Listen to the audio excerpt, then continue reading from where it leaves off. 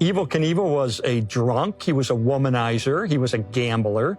And crazy. And crazy. He jumped over huge things with his motorcycle. He was in the Guinness Book of World Records for the most broken bones of any human being. But he's on the beach in Florida late in his life, and God spoke to him. He said, I felt it on my inside. And the voice said, Robert, which is his real name, Robert, I've saved you more times than you'll ever know. Now you need to come to me through my son, Jesus. And he's blown, he doesn't even know what to do. And he said, who's Jesus? So he calls Frank Gifford, the sportscaster, Kathy Lee Gifford's husband, and says, Frank, I had this experience. Who's Jesus? And Frank said, get that book by Lee Strobel, The Case for Christ. That'll kind of explain everything. Anyway, Evel Knievel ends up having a radical encounter with God, radical born-again experience. He is turned 180 degrees.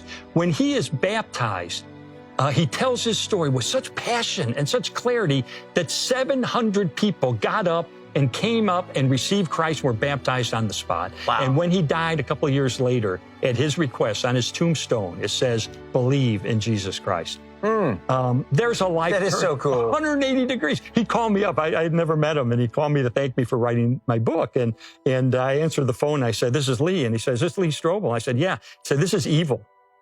And I thought, Satan has got my phone number. Is that even possible? No, Evel Knievel. Oh, okay. So we became friends. And I'll tell you what, Kirk, his biggest regret toward the end of his life is if I had only come to faith earlier.